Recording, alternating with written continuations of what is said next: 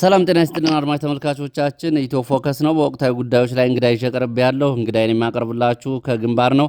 በውጊያ ቀጠናዎች ያለውን አሁን ሁኔታ በተመለከተ ዝርዝር ማብራሪያ ሊሰጠን የፋኖ ቃል አቀባይ ፋኖ አበበ ሙላቱ በመስመር ላይ ይገኛል። ዛሬ በእነሱ የውጊያ ቀጠና አዳዲስ መረጃዎችን ያደርሰናል። አዳዲስ ክስተቶች መኖራቸውም ተሰምቷል።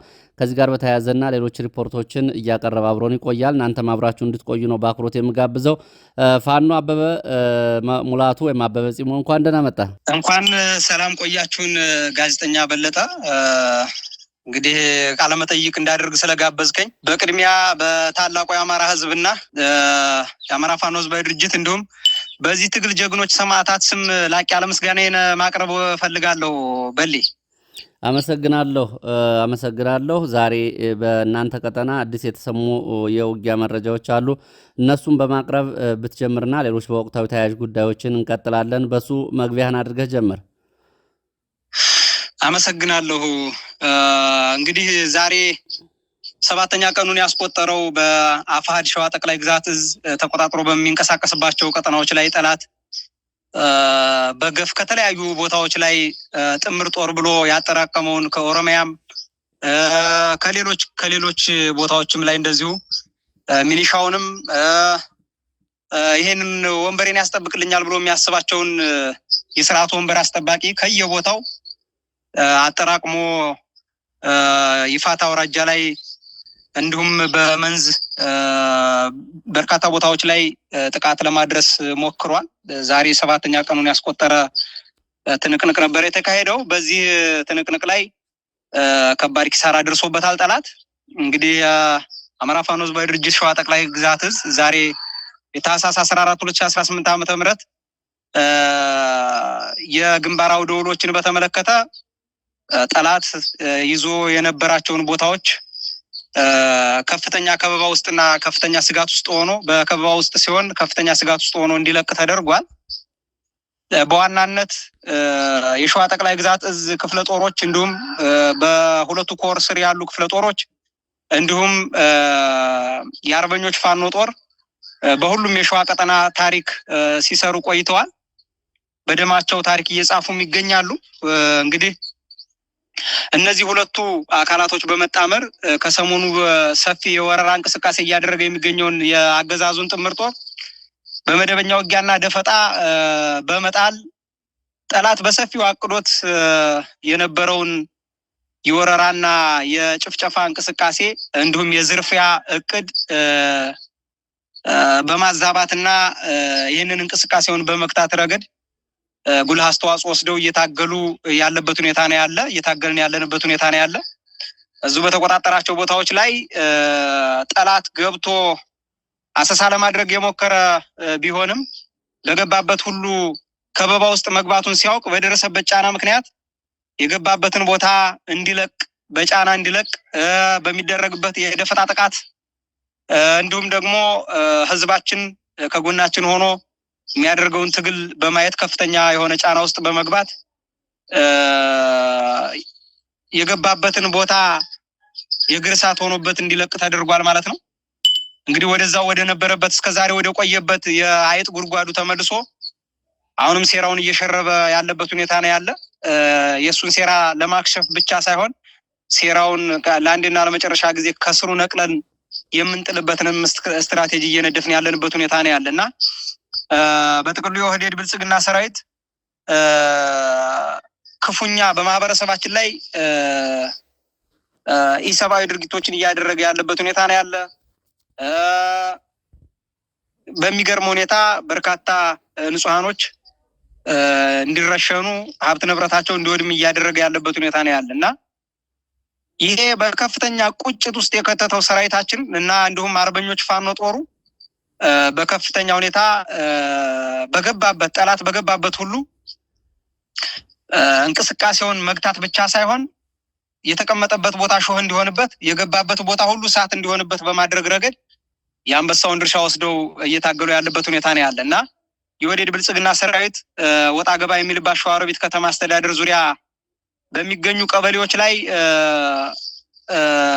እንግዲህ ከፍተኛ የሆነ ጫና አድርጎ ህዝቡን ለመዝረፍ አቅዶ እየተንቀሳቀሰ ባለበት ሰዓት እንግዲህ የቆት ወረዳ እንግዲህ ይህንን ጥምር ጦር የሚመራው የቆት ወረዳ ሚሊሻ ጽሕፈት ቤት ኃላፊ አቶ መሐመድ ሰይድ የተባለውን ግለሰብ ወይም የዚህ የስርዓቱን ካድሬ ቅጥረኛ እንግዲህ ጥምር ጦር ብሎ የሚጠራውን ኃይል በእነዚህ በሸዋሮቢት ዙሪያ ያሉ ቀበሌዎች በባሽ መዘዞ ሌሎች ቦታዎች ላይ እንደዚሁ እየመራ እንቅስቃሴ ለማድረግ ሞክሯል። እሱ ብቻ አይደለም፣ ሌሎችም አሉ። በአጋጣሚ ግን ይህንን አመራር እንግዲህ 10-15 መከላከያ ከመግደል በላይ እንደዚህ አይነት ቅልብ አመራሮችን ቅልብ ካድሬዎችን ማስወገዱ ትልቅ ሚና አለው። ስርዓቱ የሚተማመንባቸው ካድሬዎች ናቸው። እነዚህ ካድሬዎች ደግሞ ለአማራ ህዝብ ሰቆቃ፣ ለአማራ ህዝብ መጨፍጨፍ፣ ለአማራ ህዝብ ስቃይ መሪ ተዋናይ ሆነው ህዝቡን በመድፍ በከባድ መሳሪያ እያስጨፈጨፉ ያለበት ሁኔታ ነው ያለ። ይህንንም እንግዲህ ይህንን ኃላፊ ሸዋሮቢት ዙሪያ ወዳሉ ቀበሌዎች በመግባት የራሱን ህዝብ በሜካናይዝድ ሲያስጨፈጭፍ መቆየቱ ይታወሳል። እንግዲህ ከከተማ እስከ ገጠር ድረስ የሚገኙ ወጣቶችን አሳፍሯል፣ እያሳፈሰም ወስዷል። ምናልባት ላይኑ ያላማረውን ሁሉ ሲያሰቃይ የነበረ ባንዳ ነው። ይህንንም ባንዳ እንግዲህ ትናንት ባደረግነው ደፈጣ በፓትሮል በአየር ወለድ ታጅቦ ለስምሪት እንቅስቃሴ እያደረገ ወይም ስምሪት እየሰጠ ባለበት ሰዓት እንግዲህ ተሬ ቀበሌ ልዩ ስሟ ጎሎ ጋዲሳ የምትባል ቦታ ላይ በሸዋ ጠቅላይ ግዛት አለሞ ተኳሾች ከነግብረ አባሮቹ እስከ ወዲያኛው ተሸኝቷል፣ ተደምስሷል። እንግዲህ የተሳፈረባት ፒክአፕ መኪናም ከጥቅም ውጭ ሆናለች። ያው ማርከናታል ማለት ይቀላል። እውነት ለመናገር ያው በደረሰባት ምት ከፍተኛ ጉዳት ቢደርስባትም በምርኮ ደረጃ ተማርካ ነገር ግን የጂፒኤስም ሊያስቀብጥበት ስለሚችል የጠላት ንብረት ስለሆነ የጠላት ንብረት ምንጊዜውንም የጠላት ነው። እሱንም ያው አቃጥለን ወተናል ማለት ነው። በዚህ ጥቃት ከፍተኛ መደናገጥ ውስጥ የገባው ጠላት እና በዚህ የደፈጣ ጥቃቶች ከፍተኛ ጫና ውስጥ የገባው በነገራችን ላይ የደፈጣ ጥቃት የተደረገው ተሬ ዙሪያ ብቻ አይደለም። ባሽ ላይ እንደዚሁ አንድ የስርዓቱ አገልጋይ የጦር መሪ 100 አለቃ እንደዚሁ እስከ ወዲያኛው ተሸኝቷል፣ ተደምስሷል። በደፈጣ ጥቃት ነው የሚሆነው። መዘዞም ላይ በተመሳሳይ ስራዎች እንደሚሰሩና አስርገን ያስገባራቸው ኃይሎች እንዳሉ ሲያውቅ ከተማ ውስጥ አያድርም፣ ውጭ ጫካ ነበር የሚያድረው። ምናልባት የእቅዳችንን ራዳር ውስጥ ለማስገባት ቀናቶች ተቆጥረዋል። ይህንን እቅዳችንን ሲነቃበት ምናልባት ቦታዎችን ለቆ ለመውጣት ተገዷል ማለት ነው። በዚህ ጥቃት በእነዚህ ያላሰለሱ ጥረቶችና እንቅስቃሴዎቻችን ከፍተኛ መደናገጥና ጫና ውስጥ የገባው የጠላት ኃይል በገባበት ቦታ ሁሉ በዚህ በባሽ በተሬ በመዘዞ የሚገኙ ንጹሃኖችን ሲገል ቆይቷል። በጣም በሚያሳዝን ሁኔታ ገብቶ ንጹሃኖች ላይ ያነጣጠረ ጥቃት ነበር ሲያደርግ የነበረው። ከባድ መሳሪያ ሲወረውር ለህዝብ እንኳን አያስብም፣ ህዝብ ይጎዳል እንኳን የሚል ምንም አይነት ሰዋዊ ባህሪ የለው። ከዚህ በፊት ለሶስትና በትግል ያሳለፍንባቸውን ጊዜያቶች ሙሉ ንጹሃኖችን በከባድ መሳሪያ ሲጨፈጭፍ መቆየቱ ይታወቃል። የዓለም አቀፍ ማህበረሰቡ ገለልተኛ ተቋማት የምንላቸውም ጠንቅቀው ያውቃሉ። ባደረጉትም ጥናት መሰረት ያገኙት የጥናት ውጤት አለ። ያንን ይፋ ለምን እንደማያደርጉት ብቻ ነው ግራ የሚገባን። ስለዚህ በዚህ ልክ ህዝቡን እየጨፈጨፈ ያለበት ሁኔታ ነው ያለው። መዘዞ ላይ ንጹሃን ገሏል። ባሽ ላይ እንደዚሁ ምንም የማያውቅ የቀን ሰራተኛ ማለትም በእንጨት መሸከም የሚተዳደር ልጅ እንደዚሁ ረሽነዋል። ተሬም ላይ በተመሳሳይ አንድ ንጹሃን እናት እንደዚሁ በከባድ መሳሪያ በመድፍ በሞርተር እንደዚሁ ጎድቷል። ይቺ ሴት ብቻ አይደለችም፣ ሌላ እንደዚሁም አንድ ህፃን አለች። በዚህ ልክ ነው ጠላት እንትን እያለ ያለውና በእነዚህ ቦታዎች ላይ ያደረሰው ንጹሃኖች ላይ ያደረሰውን ጥቃት በመመልከት የአካባቢው ማህበረሰብ እውነት ለመናገር በከፍተኛ ሁኔታ አምርሮ መታገል ያለብን ይህንን ስርዓት እንደሆነ በደንብ የተገነዘበበት ማህበረሰቡንም በከፍተኛ ወከባ ንብረታቸውን የዘረፈበት ጭኖ የወሰደበት ለመጫን ያልተመቸውን ደግሞ ያወደመበት ሌላው ቢቀር ከዚህ በፊት በህወሓቱ የግዛት ማስፋፋት ጦርነት ሰዓት የተደረገው ሊጥ መድፋትና ሽሮ በርበሬ መስረቅ አሁንም በተመሳሳይ በብልጽግናው ጥምር ጦር ሊጥ ደፍተዋል። እንግዲህ ዘረፋ መገለጫ የሆነው ስርዓት ጥምር ጦር የሚለው እንግዲህ ስርዓቱ ጥምር ጦር ብሎ ያሰማራው ማለት ነው። የንጹሃን ቤቶችን ጭምር እየሰበረ ንብረታቸውን ጭኖ ወስዷል። ዱቄት፣ ሽሮ በርበሬ ዘርፏል። የ3 ዓመት እና ከዛ በላይ የሆነ ግብር በከባድ ሁኔታ ጭኖባቸው እሱንም ለማስከፈል ጥረት አድርጓል። ያገኘውን እስከ 100 ሺህ ብር የሚደርስ አስከፍሏል። ያልከፈሉትን ደግሞ በከፍተኛ ማስፈራሪያና ዛቻ ተመልሰን እንመጣለን አይነት ዛቻ ነው። ተመልሰን ስንመጣ ግን እንገላችኋለን የሚል ነው ዛቻው የነበረው። እንግዲህ ያልከፈሉትን በከፍተኛ ማስፈራሪያና ዛቻ ህዝቡን የስነ ልቦና ጫና ውስጥ እንዲገባ አድርጓቸዋል። የዚህን ሳምንት ሙሉ እንግዲህ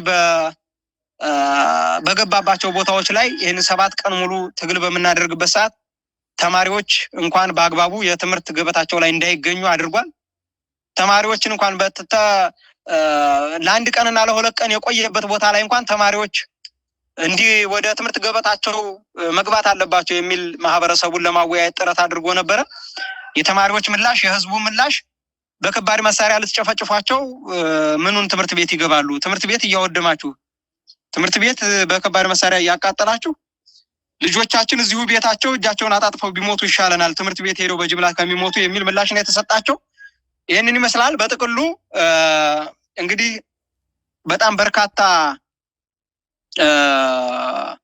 ኃይሉን አሰልፎ መጥቶ ያሰበውን እቅድ ሳይሳካለት የተመለሰበት ሁኔታ እንዳለ ነው ልጠቁምህ የምፈልገው ጋዜጠኛ በለጠ። መልካም። ያው እንግዲህ አሁን አንተ ያቀረብከው እንዳለ ሆኖ በብልጽግና በኩል ግን ፋኖ ለ2 ዓመት ተቆጣጥሯቸው የነበሩ አካባቢዎችን ተቆጣጥረናል፣ ፋኖ ፊት ለፊት ቆሞ አልተዋጋንም፣ ስለዚህ አሁን በፋኖ ላይ ብልጫ አለን የሚል ንግግር ነው። እንግዲህ አይታቸዋል የአካባቢው የብልጽግና ገጾችም ያሰራጯቸውን መረጃዎች። በዚህ ላይ ምንድነው ያንተ ምላሽ? እሺ አመሰግናለሁ። አሁን ፋኖ ለ2 ዓመትና ለ3 ዓመት ተቆጣጥሮ ያስተዳድራቸውን ቦታዎች ተቆጣጥረናል፣ እንደገና ደግሞ ቆሞ አልተዋጋንም፣ ሀብት ንብረት የጽንፈኛውን መኪኖች ማርከናል እያለ ሲቦተረፍ ሲቀደድ አይተናል። ሎቢስቶቹ ጭምር የቀጠራቸው የሚዲያ አርበኞች እንደዚሁም ካድሬዎቹም ጭምር እንግዲህ በየወረዳው ያሉ የኮሚኒኬሽን ካድሬዎች በዚህ ልክ ጽንፈኛው ቆሞ አልተዋጋንም፣ ለ3 ዓመት ተቆጣጥሮ ሲያስተዳድራቸው የነበሩ ቦታዎችን ይዘናቸዋል፣ ተቆጣጥረናቸዋል ሲሉ ነው የቆዩት። በነገራችን ላይ ህሊናም ያላቸው አይመስለኝም። አንድም ጽንፈኛው አንድም የተቆጣጠረው ቦታ የለም እያለ ሲቀደድ የነበረ ስርዓት አሁን 3 ዓመት ሙሉ ተቆጣጥሮት የቆየውን ቦታ ይዘናል ማለት ምን ማለት ነው? እንዲህ ለዓለም አቀፉ ማህበረሰብ ጭምር እኮ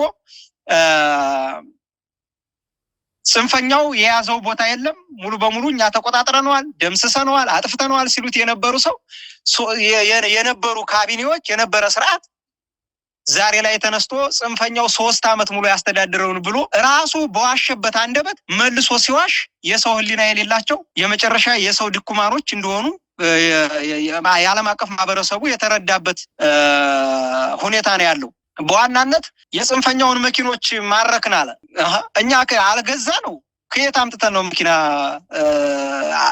መቼም ሎቤድ፣ ዶዘር፣ ግሊደር እነዚህን ለማህበረሰባችን አገልግሎት የምንሰጥበት ለማህበረሰባችን መንገድ የምንሰራበት እነዚህን መኪኖች የማረክነው ከራሱ ከስርዓቱ ነው። ማርከን ለማህበረሰባችን መገልገያ አድርገናቸው ቆይተናል። ከ3 ዓመት በላይ ማለት ቆይተናል። እነዚህን ያልተከፈቱ የገጠር መንገዶችን በመክፈት የገጠር መንገዶችን በመስራት ለማህበረሰቡ ምቹ መደላድል በመፍጠር በርካታ መሰረተ ልማቶችን እንደሰራን ይታወቃል። እንደ አፋሕድ እንደ አማራ ፋኖ ህዝባዊ ድርጅት ሸዋ ጠቅላይ ግዛት እዝ ይሄንን መስራታችንን የዓለም አቀፉ ማህበረሰብ ያውቀዋል። ስርዓቱም ጭምር ከምንም በላይ መንግስት ሆነን ህዝባችንን እያስተዳደርን እንደሆነ የመንግስት ቁመና እሱ ቤተ መንግስት ከተቀመጠበት በላይ የመንግስት ቁመና ይዘን ሀገረ መንግስቱን መምራት የሚችል አቋም ላይ እንዳለን ትልቅ ድንጋጤ ፈጥሮበት ነው የስም ማጠልሸቱን በቀጠራቸው የቅጥረኛ ሆዳም ሎቢስቶቹ አማካኝነት ደምስሰናቸዋል፣ አጥፍተናቸዋል ሲሉ የከረሙ።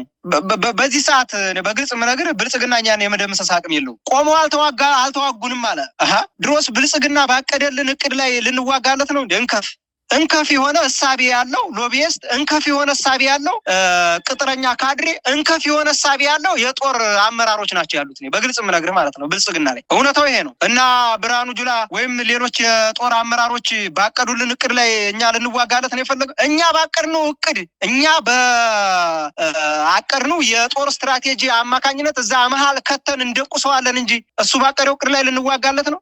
የማህበረሰብ የእርስ በርስ ግጭት ከማምጣት በዘለለ ዓለም አቀፉ ማህበረሰቡ የሚያውቀውን እውነት ተቆጣጠርኩት፣ አጠፋኋቸው፣ እኔ በልጽጊያለሁ የሚል ውሸት ከማቅረብ በዘለለ አንዲት ከተማ እያሸበረቀ የአማራው ምድር ሰላም ነው፣ ኢትዮጵያ ሰላም ነች ከማለት ከመዋሸት በዘለለ ሌላ መገለጫም ስለሌለው መቼም ልጅ አባቱን ነውና የሚይዘው ከላይ ስርዓቱን የሚመሩት አካላቶች ከአብይ አህመድ ጀምሮ በየደረጃው ያሉ የስርዓቱ አገልጋይ ካቢኔዎች የሚዋሹትን ውሸት፣ የሚዘርፉትን ዘረፋ፣ በረቀቀ መልኩ የሚዘርፉትን ዘረፋ እታች የጥምር ጦር የሚለው አካል ላይ ስትወርድ ደግሞ በይፋ የጽንፈኛው በሚል ታርጋ በመስጠት እና የጽንፈኛው ደጋፊ በሚል ታርጋ ማህበረሰባችንን በመፈረጅ እርስ በርሱ እንዳይተማመን፣ ማህበረሰብ ከማህበረሰብ እንዲጣላ፣ ሃይማኖት ከሃይማኖት እንዲጋጭ በማድረግ ረገድ እንዲሁም ከፍተኛ የሆነ ዘረፋ በመፈጸም ከላይ ከመሪዎቻቸው የወረሱትን ዘረፋ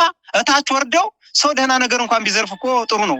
ዱቄት፣ ሽሮ፣ በርበሬ ትዘርፋለህ። በግብር ሰበብ አንዲት ንጹሃን ምንም ሻይ ሸጣ የምታድር አንዲት ግለሰብ፣ አንዲት አቅመ ደካማ ሴት አቅመ ደካሞች ጋር ወርዶ ግብር ካልከፈላችሁ ብሎ 15,000፣ 20,000፣ 30,000፣ 40,000 የሚጠይቅ በቀን 10 ብር በቀን 20 ብር ሰርተው የማይውሉ እኮ ናቸው እንደዚህ የሚያደርገው። በሌላ በኩል ለዚህ ሁሉ ምክንያቱ የፋኖ እንዳለመሆን የህዝቡን ስቃይ የሚያራዘመው የእናንተ እንዳለመሆን ነው የሚለው ያው ተደጋጋሚ የሚነሳ እናንተም ወደ ሚዲያ ስትወጡ በቅርቡ እናደርገዋለን የምትሉት ጉዳይ መሰረታዊ የትግሉ እንቅፋት ሆኖ በብዙዎቹ ዘንድ ይነሳል። አሁን በእናንተ ቀጠና አሁን ይሄን አንድነቱን ለማምጣት በሸዋ ቀጠናም በራሳቸው ከሚንቀሳቀሱት የሸዋ ቀጠና በአማራ ፋኖ ብሔራዊ ኃይል በኩል ካሉት እናንተም አማራ ፋኖ ህዝባዊ ድርጅት ካላችሁት አንጻር ቢያንስ በቀጠና ደረጃ ምን እየተሰራ ነው? አጠቃላይ ያለው ሁኔታ ምን ይመስላል? በል እንግዲህ ስለ አንድነቱ በርካታ የአማራ ታጋይ አርበኞች፣ በርካታ ምሁራኖች፣ መሬት ላይ ያለኑ የሰራዊት አመራሮች፣ ሰራዊቱም ጭምር የምናስተዳድረው የምንጠብቀው ህዝባችን የምንታገልለት ህዝባችንን ጭምር ደጋፊው የውጭው ማህበረሰብም ጭምር አንድነታችንን ይፈልገዋል። በአንድነቱ ዙሪያ በርካቶች ትንታኔ ሲሰጡበት ቆይተዋል።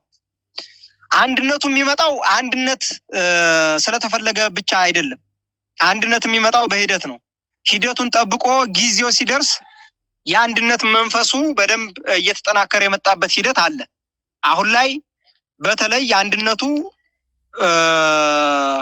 ከጫፍ እየደረሰ ባለበት ሰዓት በርካታ ፕሮፓጋንዳዎች ሲነዙ ቆይተዋል። እኔንም ጭምር እጅ ሊሰጥ ነው እየመጣ ነው፣ ጓዶቼንም ጭምር እንደዚሁ እጅ ሊሰጡ ነው እያሉ በርካታ የስም ማጠልሸት ዘመቻዎችን ሲያደርጉ ቆይተዋል። ይሄ የሆነበት ትልቁ ምክንያት ምንድነው?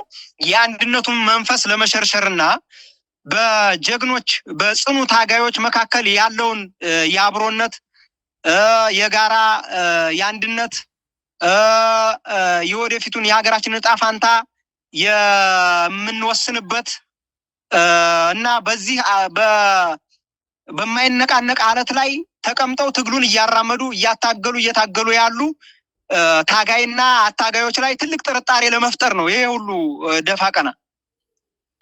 ስለዚህ አንድነቱ እየተብላላ በሂደት አሁን የደረስንበት ደረጃ ላይ ደርሷል። ከዚህ በፊትም በተደጋጋሚ በተለያየ መድረክ ላይ ስንናገረው የቆየ ነው እና ይህ አንድነት ሊመጣ ጫፍ ላይ በደረሰበት ሁኔታ በከፍተኛ ስጋት ውስጥ የወደቀው ስርዓቱ የመጨረሻ የሞት ሽረት መፈራገጥ የያዘበት ትልቁ ምክንያትም አንድነቱ ከመጣ እንኳን አይደለም ካፈሙዛችን ጥይት ወጥቶ ቀርቶ አፈሙዛችንን ወደ አንድ በኩል ካዞርኑ ውላፈኑ ከቤተ መንግስት ንቅል አድርጎ ኬንያ ይከተኛል ብሎ ስለፈራ ብቻ ነው ስርዓቱ በዚህ ልክ ደፋ ቀና የሚለው። የስም ማጠልሸቱን ሌሎች በርካታ የሆኑ በማህበረሰባችን ላይ የሚሆን በታጋዩ ላይ ከፍተኛ የሆነ የስብዕና ገደላ መደረጉ በብልጽግና ሎቢስቶች እና በቅጥረኛ ባንዳ ካቢኔዎቹ አማካኝነት እነዚህ ስራዎች የሚሰሩት በዋናነት አንድነቱ እንዳይመጣና በመካከላችን ከፍተኛ የሆነ ጥርጣሬ እንዲኖር ነው። ይሄንን ደግሞ ቀድመን ነው የምናውቀው። ቀድመን የኖርነው ቀድመን ስንመካከርበት የነበረ ቀድመን የወሰንነው ጉዳይ ነው። በጽኑ አለት ላይ የቆመ ታጋይ አይጠራጠርም። ግልጽ ነው። አሁንም ትግሉ ወደፊት እንዲራመድ ዩኒቲ ወሳኝ እንደሆነ ይታወቃል። እዛ ላይ ትኩረት ሰጥቶ ከአባል እስከ አመራር ድረስ ከአገር ውስጥ እስከ ውጭ ያለው ምሁራንም አንዳንዶችን አይጠቅስም። አንዳንዶች አሉ ግሪን ካርድ የሌላቸው መሬት ላይ ያለውን ትግል እንታገል እኛ እንምራው የሚሉ እዛ ተንደላቀቀ ከተማ ላይ ተቀምጠው ማኪያቶ እንደማማሰል የሚቀና የሚመስላቸው የመሬቱ ትግል ዝም ብለው በማያውቁት የሚያቦኩ በርካታ አድሃሪያን አሉ። እነዚህን ማንኛውም የጸና ታጋይ ቼክ አያረጋቸውም። ለፍልፈው እንዳወሩ ወሬያቸውም አየር ላይ ይቀራል። ተንኮላቸውም ለታሪክ ለትውልድ ይተላለፋል። ይሄ ግልጽ ነው። እነሱን አይጠቅስም። በዋናነት ግን የውጭው ማህበረሰብ ደጋፊው ማህበረሰብ፣ ምሁራን፣ ዲያስፖራው የአማራውን አንድ ወጥ አማራዊ ድርጅት እንዲመጣና የአማራውን አንድነት የሚናፍቅ በርካቶች አሉ። እነሱ በተስፋ የሚጠብቁትን አንድነት በቅርብ ቀን ይፋ እናደርገዋለን። እንግዲህ ይሄ የአንድነት መንፈስ በሁሉም ደረጃ በከፍተኛ መነቃቃት በከፍተኛ የአንድነት ስሜት ውጊያዎችንም እየተደረገ ያለበት ሁኔታ አለ። በተለያዩ ቀጠናዎች ላይ ይሄ ስጋት ውስጥ የቀጠተው ጠላት ከፍተኛ የስም ማጠልሸቶችን እያደረገ ያለበት ሁኔታ ነው ያለና ከዚህ አንጻር ነው ምናልባት ሐሳቡን ስቸው ካልሆነ ከዚህ አንጻር ነው ጠላትም ከፍተኛ የሆነ ወከባ እያደረገ ያለና ተቆጣጥረነዋል። የአንድነት ጉዳይ ከመጣ በኋላ ዋና አመራሮችና ቀጠናዎች ላይ ዘመቻ ተከፍቶብናል የሚሉ ጉዳዮችንም ስታነሱ ሰምቻለሁ ከዚህ በፊት። ይሄ ከአንድነቱ ጋር የተያያዘ ነው? መገለጫ አለው? አዎ እውነት ነው። በነገራችን ላይ አንድነቱን በከፍተኛ ሁኔታ ይፈልጉታል ተብሎ የሚታሰቡ ቦታዎች ላይ የድሮን ጥቃትም አድርጓል። በእግረኛም ሜካናይዝድ ጨምሮ ምናልባት ለአንድነቱ ትልቅ አስተዋጽኦ ያደርጋሉ ተብሎ የሚታሰቡ አካባቢዎችና መሪዎች ያሉበትን ቦታ አሰሳ ለማድረግ የድሮን ጥቃት በአየርም በምድርም ለማድረግ በሜካናይዝድ ጥቃት ለማድረግ ሞክሮ ነበር። አልተሳካለትም እና በዋናነት አንድነቱ እንዳይመጣ ትኩረት አድርጎ እቅድ አቅዶ የተንቀሳቀሰ ቢሆንም ጠላት በዛ ልክ ያቀደው እቅድ የከሸፈበት እና ወደፊትም ሊሳካለት የማይችልበት ሁኔታ እንዲሁም ወደፊትም የአንድነቱን መንገድ ለማደናቀፍ የማይችልበት ደረጃ ላይ መድረሱ አንድነቱ በዚሁ ልጠቅስልህ እወዳለሁኝ። በለጠ መልካም። በተደጋጋሚ እናንተ አካባቢ በተለይ እናንተ ቀጠና በይፋት ቀጠናዎች ላይ የአገዛዙ ተሿሚዎች በተደጋጋሚ በሚወሰድ እርምጃ ያው ከዚህ በፊትም እንግዲህ ምናልባት 2ኛ ወር ነው አሁን የጸጥታ ኃላፊዎች በዚህ ሁኔታ ዘመቻ ተደርጎ ሲገደሉ ይሄ የፈጠረው ነገር ምን አለ በአካባቢያችሁ? እስካሁንስ በአጠቃላይ በዚህ ዘመቻ ትግሉ ከተጀመረ ጀምሮ በአካባቢው ያለ አጠቃላይ በብልጽግና ባለስልጣናት ላይ የተወሰደው እርምጃ ምን ያህል ነው በቁጥር? ምናልባት እሱ የፈጠረው አጠቃላይ በብልጽግና ውስጥ አሉታዊ ተጽዕኖስ ምንድነው ይገለጻል? እሱም ተገንዝባችኋል? አመሰግናለሁ። ምናልባት አሁን ከሰሞኑ እንቅስቃሴ እንኳን ከሰሞኑ የጠላት እንቅስቃሴ እንኳን ብነሳልህ ምናልባት ቆመው አልተዋጉኝም ያለበት ትልቁ ምክንያት እኛ ቆመን የምንዋጋው የአብይ ግብስብስ ጊዜው እየተቃረበ ነው። ቆመን ስንዋጋው ኖረናል። ግን ደግሞ በዋናነት ቆመን ሙሉ በሙሉ የምናስወግድበት ጊዜው ተቃርቧል። ግን ደግሞ ቆመን ያልተዋጋንበት ምክንያትም አለን። ያንን በዚህ ሚዲያ ዝርዝር የሆኑ ሀሳቦችን ላቀርብልህ አልወድም። ቆመን የምንዋጋበት ቦታ ላይ ስበን ካደረስን በኋላ ግን መልሶ ሲፈረጥጥ ፈረስ ያስንቃል፣ ሲሮጥ ፈረስ ያስንቃል አልኩ። እኛ ከዚህ በፊት እንግዲህ ወታደራዊ ስትራቴጂዎችን ይሄ ነው ብዬ በዚህ በንግግራችን መካከል ይፋ ላደርግልህ አልፈልግም። እሱ እንዳለ ሆኖ ግን ደግሞ በዋናነት የኛ ታርጌት ነበረ። ታርጌታችንን የመታንበት ትግል አድርገናል፣ ጥቃት አድርገናል። ስለዚህ ቆሞ አልተዋጉንም ያለበት ትልቁ ምክንያትም ፈርጦ የሸሸበት ትልቁ ምክንያትም የምናደርሳቸው የተጠኑ ጥቃቶች በስርዓቱ የጀርባ አጥንት የሆኑ ካድሬዎች ላይ የስርዓቱን አከርካሪ መስበር ስለምናውቅበት ከዚህ በፊትም ያለው ታሪክ በታሪክ ደረጃ ተመዝግቦ ስለተቀመጠ ወደፊትም ስለሚወጣ በቀጣይም የምናደርገው ተመሳሳይ የሆኑ ነገሮችን ስለሆነ ምናልባት አሁን በቁጥር ይሄን ያክል ልልህ አልፈልግም። በጣም በርካታ የብልጽግና ካድሬ በህዝብ ላይ ሰቆቃ፣ በህዝብ ላይ መፈናቀልን፣ በህዝብ ላይ ፍጅትን፣ በህዝብ ላይ ሐረር ጥይትን፣ በህዝብ ላይ ድሮንን ታዞ ህዝብ እንዲጨፈጨፍ ያደረገ ማንኛውም እኛ ተቆጣጣረን በመናስተዳድራቸው ዙሪያ ያለውን ካቢኔ ሙሉ በሙሉ ማለት ይቻላል ከራዳራችን ቁጥጥር ውጪ የሆኑት ካልሆኑ በስተቀር በራዳራችን ቁጥጥር ውስጥ የሆኑት አስወግደናል። ወደፊትም ይቀጥላል። ለህዝብ ጠንቅ የሆነ ማንኛውንም ካድሬ እናስወግዳለን። እውነት ለመናገር እኛ በተቆጣጠርናቸው ቦታዎች ላይ በትንሹ የብልጽግናን ቱባ የሚባሉ የስርዓቱ የሰላምና ደህንነት ኃላፊዎችን ጨምሮ የከተማ የጸጥታ ዘርፍ ኃላፊዎችን ጨምሮ የሚሊሻ ጽህፈት ቤት ኃላፊዎችን ጨምሮ እስከ ፖሊስ ጽህፈት ቤት ኃላፊዎች ጨምሮ ሌሎችም በርካቶችን ለዚህ ትግል ጠንቅ ሆነው የተገኙትን የማስወገድ ችግር የለብንም። በዚህ ማንም የሚመሰክረው ስለሆነ ማለት ነው። ከ12 በላይ የጀርባ አጥንት የሆኑትን እንደው በትንሹ ነው ይሄን የጠቀስኩልህ። ከዛ በላይ ነው። ከ12 በላይ አስወግደናል። ይሄ ደግሞ አሁን በያዝኑ ትግል ላይ ግንባር ቀደሞቹ እኛ ነን ማለት ብችል ምንም ማጋነን አይሆንብኝም። ግንባር ቀደሞቹ ባንዳን በማስወገድ ረገድ እንደ ሸዋ ጠቅላይ ግዛት ግንባር ቀደም ሆኖ የሰራ አለ ብዬ አላምንም። ለዚህም በርካታ ማስረጃዎች ስላሉ ማንም ስለሚያውቀው ማለት ነው። ወደፊትም ይቀጥላል በነገራችን ላይ እና በሰላምና ደህንነት ደረጃ እንኳን ያሉ በርካታ እንግዲህ ለዚህ ህዝብ ጠንቅ ከዚህ እንደጠቀስኩት ማለት ነው ለዚህ ህዝብ መጨፍጨፍ ዋነኛ ምሳሌ የሆኑና መሪዎች የሆኑትን አሁንም ቢሆን በቀጥታ እስካሁን ከሆነው የተለየ ጣፋንታ ሊደርሳቸው እንደማይችል በዚሁ ማረጋገጥ ወዳለሁኝ። ይሄ ነው ያለኝ። ጋዜጠኛ በልይ መልካም አመሰግናለሁ ስለ ዝርዝር ማብራሪያ ፋኖ አበበ ሙላቱ አበበ ጺሞ።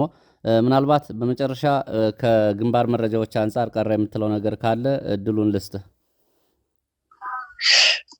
ምንም የቀረ የለም። በተለያዩ ቦታዎች ላይ ከፍተኛ የሆነ እንቅስቃሴ በማድረግ ረገድ ጠላት ከፍተኛ የሆነ ስጋት ውስጥ ገብቷል። እውነት ለመናገር ሸዋ ላይ ያለው ኃይል እንደ ቀላል የሚታይ ኃይል አይደለም። ግን እኛ ሆነንበት እንጂ አለኝ የሚለውን ኤሊት ፎርስ ሁሉ አሰልፎ አልቻለንም። እውነት ለመናገር አለኝ የሚለውን ኃይል አምጥቶ ደርቦ ደራርቦ ቢገጥመን እኛን ማሸነፍ አይችልም። እኛም ማሸነፍ አይችልም። አሁን እንኳን አይደለም ማሸነፍ አንድ እርምጃ እንኳን ወደኋላ ባክ ማናደርበት ደረጃ ላይ የደረስንበት ሁኔታ ነው ያለ። በግልጽ መታወቅ መቻል አለበት። እንደው ለመጨረሻ ማስተላልፈው በተለይ ለካቢኔው ለዚህ አሁን የሞት ሰለባ ከወንበራቸው ላይ ከተሾሙበት ወንበር ላይ እኛ ባስተዳድር ነው ቀጠና ከተሾሙበት ወንበር ላይ በአፈሙዝ የሚወርዱ አሉ። እንደው በጣም በሚያሳዝን ሁኔታ ህዝባቸውን ለከፋ ስቃይ የሚዳርጉ ካቢኔዎች ላይ ወደፊትም ቢሆን የማያዳግም እርምጃ እንደሚወሰድ በዚሁ መጠቆም ፈልጋለሁ። ሸዋ ጠቅላይ ግዛት እንግዲህ እንደ አፋር ሸዋ ጠቅላይ ግዛት ተቆጣጥሮ በሚያስተዳድራቸው በሁሉም ቦታዎች ላይ እንደዚህ አይነት የህዝብ ጠንቅ የሆኑ የስርዓቱ አገልጋዮች ላይ የማያዳግም እርምጃ ወደፊትም ቢሆን እንደሚቀጥል በዚሁ ጠቆም አድርጌ ማለፍ ፈልጋለሁኝ። ጋዜጠኛ በሌ አመሰግናለሁ። ፋኖ አበበ ሙላቱ ለነበረን ቆይታ አድማጭ ተመልካቾቻችን የተከታተላችሁት ይመስል ነበረ ቆይታችን። በሌላ ተመሳሳይ መርሃ ግብር እስከምንገናኝ ድረስ መልካም ጊዜ። አመሰግናለሁ አበበ ድጋሚ። እኔም በጣም አመሰግናለሁ ጋዜጠኛ በሌ። መልካም ጊዜ ይሁንልህ።